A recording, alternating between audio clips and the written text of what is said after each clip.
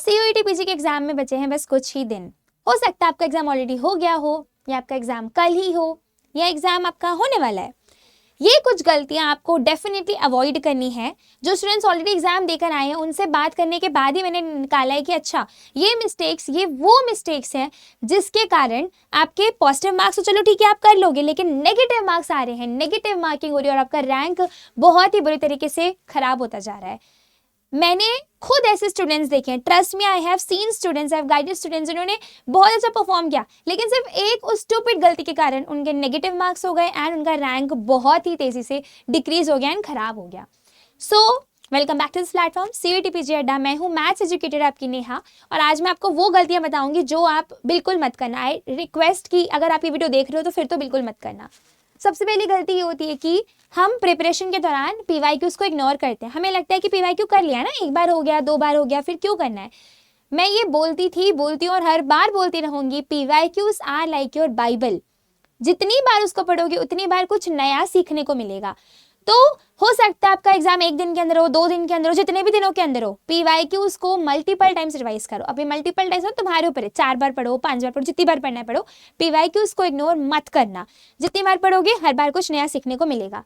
Second thing is treating every question like a new question. It is important that आपको हर question को एक नए question की तरह देखना है।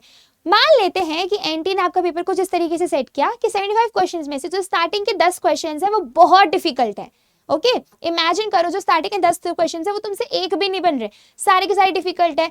हो सकता है उस टाइम पर आपकी हार्ट बीट तेज हो जाएगी, आपको कुछ समझ में नहीं आएगा, आपके हाथ कब कब आएंगे, you will start getting sweat, कुछ समझ नहीं आएगा। लेकिन हो सकता है जो 11th क्वेश्चन हो वो बहुत ईजी हो सकता है बाकी के सारे क्वेश्चंस बहुत ईजी हों, लेकिन जस्ट बिकॉज हमने वो स्टार्टिंग के 10 क्वेश्चन से अपना माइंडसेट बना लिया है कि पेपर डिफिकल्ट है, हमसे नहीं हो रहा, हमसे नहीं बन रहा, आगे के क्वेश्चंस भी आपसे नहीं बन रहे होंगे।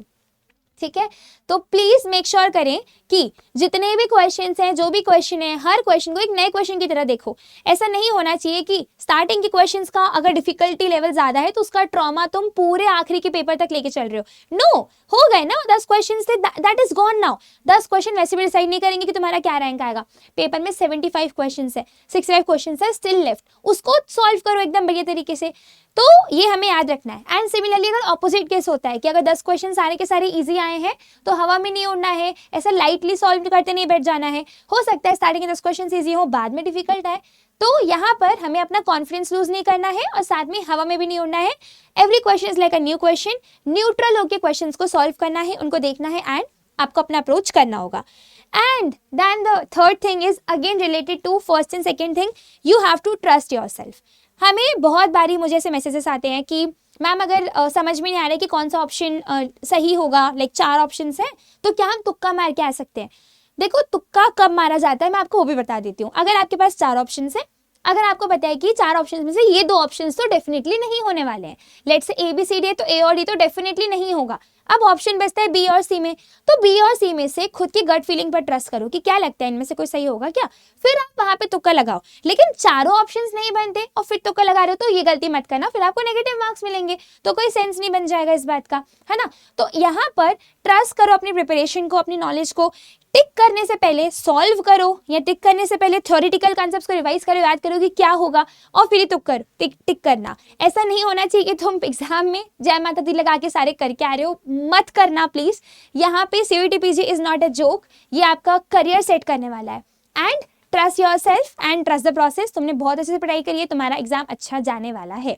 ऑल्सो अगर आप वीडियो यहाँ तक देख रहे हो और अगर आप सीयूईटी पीजी मैथ्स के एस्पिरेंट हो तो याद रखो कि आज शाम 8:30 बजे मैं लेकर आ रही हूँ एक नाइट आउट सेशन, जिसमें हम सारे के सारे टॉपिक्स के जो 8 हमारे पास यूनिट्स हैं उन सब के पीवाईक्यूज टॉपिक वाइज कर रहे होंगे।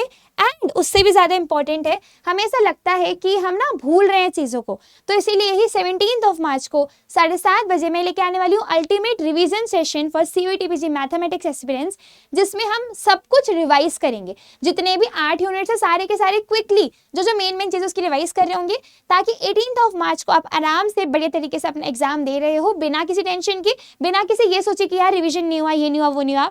टेंशन फ्री होकर एग्जाम देना है। So yes, that is it for today's session, today's video. Comment में जल्दी से बता दो कि आपका एग्जाम हो चुका है या होने वाला है, एंड कब होने वाला है आपका एग्जाम, और आपको और क्या क्या दिक्कतें फेस हुई आपके एग्जाम में, सो दैट नेक्स्ट वीडियो आपके उस टॉपिक के ऊपर बन रहा हो। मिलते हैं हम अगली वीडियो में। Till then keep studying, keep hustling, take care, thank you.